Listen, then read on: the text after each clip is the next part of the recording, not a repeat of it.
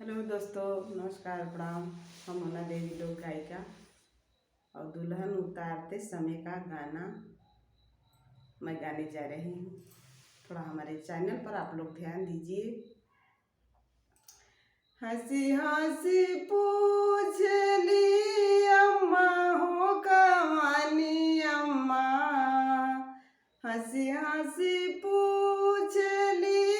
अम्मा हो कवानी अम्मा, पूत कवन कवन बेहवार बहुआ लेके उतरला,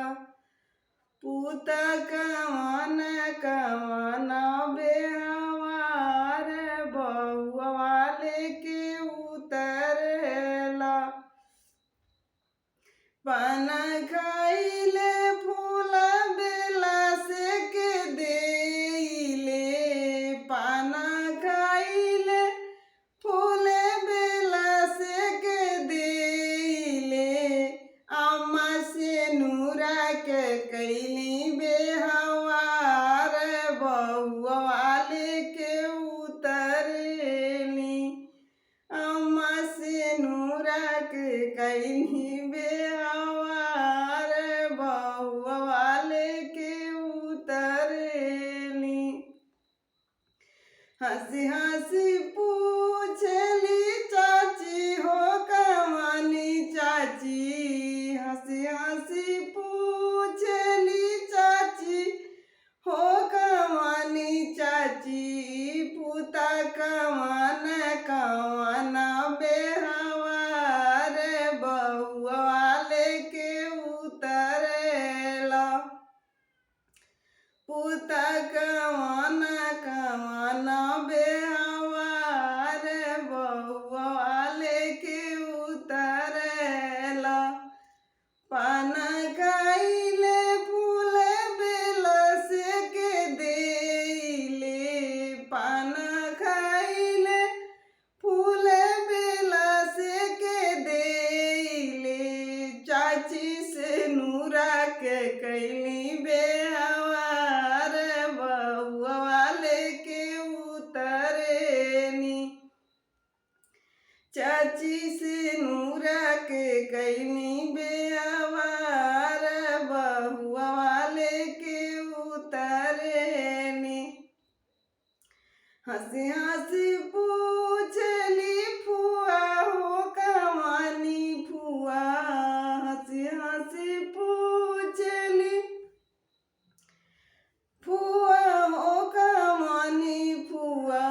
पूता कवन कवन बेहवार बहुआ लेके उतरला, पूत कवन कवन बेहवार बहुआ लेके उतरला, पान खाइले फूल बेला से के देइले, पान खाइले फूल बेला से के देइले, फुआ से नूरा के कैली बेहवार बहुआ लेके उतरली, फुआ से नूरा के कैली बेहवार बहुआ लेके उतरली, हंसी हंसी पूछली दीदी हो कवानी दीदी, हंसी हंसी पूछली दीदी हो कवानी दीदी, भैया कवन कवन बेहवार बहुआ लेके उतरला, भैया कवन कवन बेहवार बहुआ लेके उतरला, पान खाइले फूल बेला से के देइले, पान खाइले फूल बेला से के देइले, बैना से नूरा के कैली बेहवार बहुआ लेके उतरली बहिना से नूरा के कैली बेहवार